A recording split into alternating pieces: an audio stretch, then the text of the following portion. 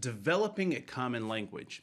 So one of the things that is extremely important for us to realize is that if we don't take a step back and look at the language that we use, we actually could be defeating the purpose of communication in the first place, right? So when we think about the necessity for a common language, first, let's start by thinking about what is the goal of communication. And so any interaction that I'm having with another person, I need to be clear about what is my goal of communication. So is my goal to clearly transfer my ideas to another person's idea with my intent, with the context, all those things taken into account as I communicate?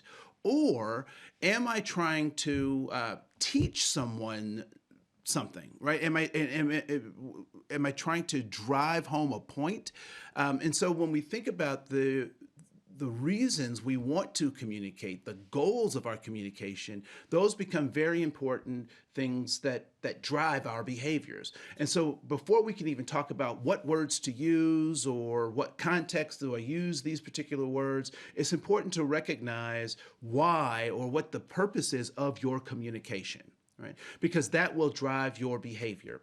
You know, are you trying to make a point, or are you trying to create clarity in an idea that you want to transfer to another person?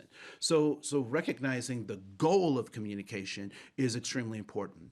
It's also important to recognize that there are some, we use dictionaries and glossaries for a reason, right? So that we can understand not only the definition of a word, but how the word can be used, and where that word can be used. So we have to do some of our own homework to look up and tap into resources that can give us a bolder way or a more confident way to continue to have diversity, equity, and inclusion conversations, or equity, inclusion, and diversity conversations. So looking for resources like glossaries and thesauruses and lexicons is a part of our task as leaders to really understand the ways in which we want to communicate with others. Something else to also recognize is that context is important in how and when we communicate and what we communicate.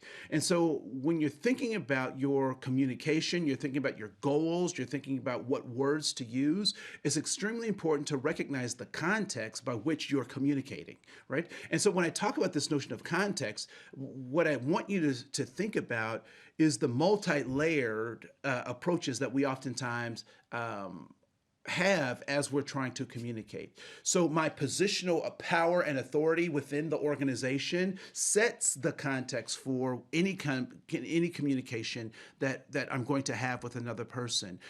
My social standing has a direct impact on what and how I communicate with another person. And so my gender or my gender identity may, in fact, given the larger social constructs or the power dynamics within my organization may set the context for my communication. And so being mindful that we have to be purposeful about the context of communication is extremely important when we're trying to develop a common language, right? So as an example, I like to use the Brazil nuts example, right? So many of you may recognize that Brazil nuts are those 2-inch mahogany colored wooden nuts, which are actually seeds, but we were commonly referred to as Brazil nuts, that there is another name for them, right? And some people have called them the N-word toes. And whatever their intention was, whatever the context was that they were originally called, and people spoke about them that way freely, we are now in a different context and would consider calling them the N-word toes, the derogatory term oftentimes used for African Americans or Black people. Calling them the N-word toes would not be acceptable because we are in a different context, right? And so, however we feel about that is beside the point that we need to recognize that the context demands that we respond in a particular kind of way. And so when we're trying to develop this common language, it's important to recognize the context that we're communicating in. What is the authority level of the individuals talking? What is the responsibility of those individuals as they're communicating? And how do I effectively communicate given the nature of the context within the organization and outside of the organization, right? So that's important to recognize. The other thing is to also recognize that it's important if you want to be effective. Now, this is so some folks will not want to be effective and they will want to be right. And what I would suggest is that we seek to be effective over being right. Because when we are effective, we are respectful of what people want to be called. Right? So we call people, we respond to them, we give them the gender pronouns that they prefer. We use the names that they prefer as opposed to names that we might prefer, right? For example, a lot of folks, particularly people of color, feel like they have to anglicize their name because it makes their life easier.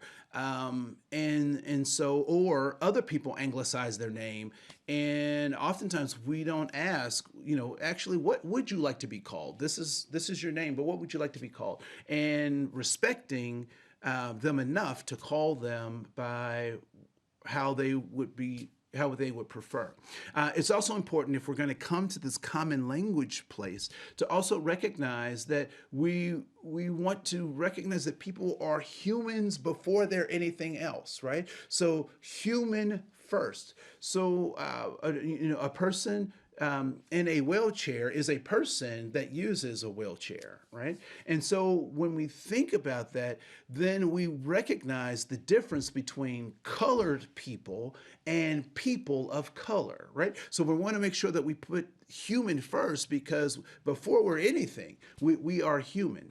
And so when we think about this notion of building a common language, it is recognizing that we have to understand what is the goal of communication.